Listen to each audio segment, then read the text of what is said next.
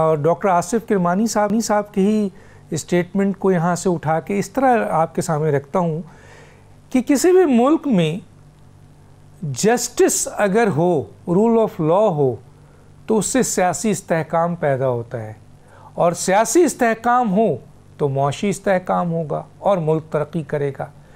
लेकिन इस वक्त हम देख रहे हैं कि हमारे जो जस्टिस का निज़ाम है वो तबाह हो चुका है। 26वीं तरमीम के बाद कहा जा रहा है कि अदालतें तो ख़त्म हो चुकी हैं, इंसाफ कहाँ से मिलेगा।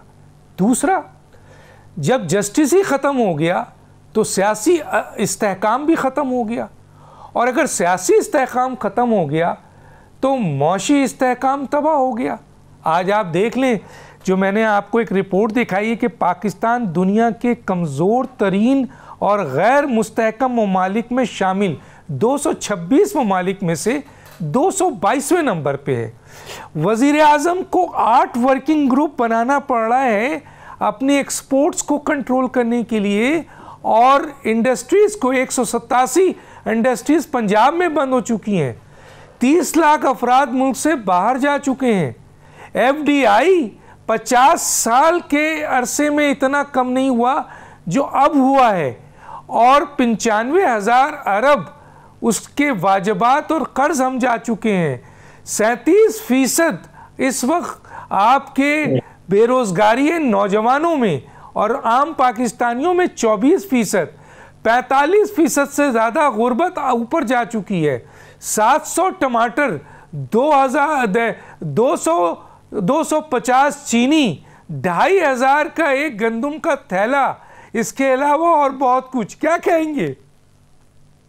देखिए, बिल्कुल आपने मेरे ख्याल में जो मंजर कशी की है, पाकिस्तान बुरान से नहीं बल्कि बुरानों का शिकार है। और जो सियासत में एक टर्म आई ना कि पॉली क्राइसिस, कि एक बुरान दूसरे बुरान को फीड कर रहा है, कि हमारा सियासी अदम इस्तेकाम जो है हमारी मईशत को खराब कर रहा है, मईशत जो है सियासी अदम इस्तेकाम लेकर आ रही है, लॉ एंड ऑर्डर हमारा खराब है, हम देखते हैं कि जी पॉलिसीज में तसलसल नहीं है, हमारा कानून का निज़ाम खत्म हो गया है।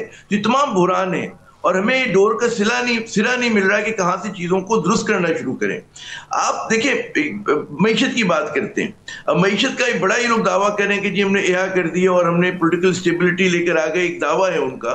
लेकिन अगर हकीकत की उससे देखा जाए तो आप जो है मतलब लोगों को फ्रेब दे रहे हैं। कुछ आपने फिगर्स कोट किए, गुर्बत 45% है, सैलाब के बाद डॉक्टर हफीज पाशा जैसी शख्सियत कहती कि जी गुर्बत जो है 50% होने का इम्कान है, यानी कि हर दूसरा पाकिस्तानी जो है खत्ते गुर्बत से नीचे रह रहा होगा।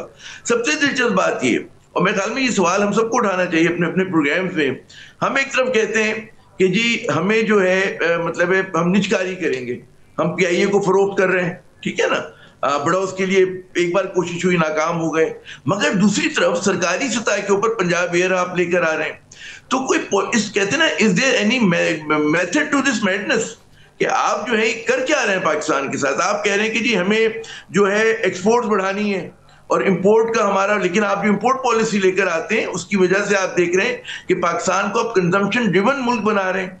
दुनिया में कहीं नहीं होता कि सेकेंड हैंड गाड़ियों की दरामद की इजाजत हो, आप वो दरामद की इजाजत दे रहे हैं। कल को जब आपकी मैन्युफैक्चरिंग जो हम छोटी मोटी करते हैं, असेंबलिंग करते हैं, वो प्लांट्स बंद होंगे, उनका कारोबार तबाह होगा, तो आप मातम करेंगे जी हमने तबाह कर लिया। तो इनकी हर पॉलिसी जो है खुदकुश है। मैं सिर्फ दो ही का सवाल कर रहा हूँ, प्रैक्टिकल सवाल है और आज के सवाल है कि भाई PIA बंद कर रहे हैं, PIA फरोख्त कर रहे हैं आप, तो फिर सरकारी स्तर पे पंजाब की गवर्नमेंट एयर पंजाब क्यों लेकर आ रही है?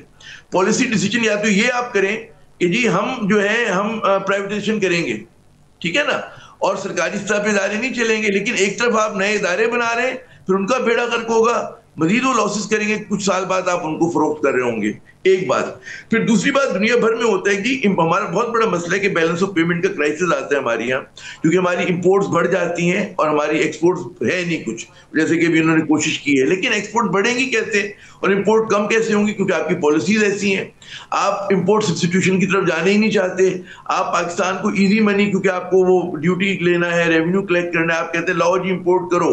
और हत्ता कि अब जो इन्होंने 7,000 एक लिस्ट जो है उनकी, वो कहते हैं उनको इंपोर्ट करने की इजाजत दी है, जो आपकी सामान तय्युश है उसको आप इंपोर्ट करने की इजाजत दे रहे हैं। आप क्यों नहीं कंट्रोल करते? हर चीज में आप कह दीजिए आईएमएफ की शर्त है। या तो मेरे ख्याल में हमें आईएमएफ से पूछना चाहिए कि आपने इनको कहा है कि जी सेकेंड हैंड गाड़ियां आप इंपोर्ट करें 5 साल पुरानी, और वो एक खुदकुश पॉलिसी है। तो मैं ये कहूंगा कि आप कोई भी इनकी पॉलिसी उठा के देखिए, उस पर कंसिस्टेंसी नहीं है, उसमें आपको एडोकिज्म नजर आ रहा है, उसमें एलीट कैप्चर बिल्कुल है हमारे यहाँ। हम उन्हीं लोगों से कहते हैं कि समझ रहे हैं कि वो हमें ठीक करेंगे जो उस नुकसान के जिम्मेदार हैं।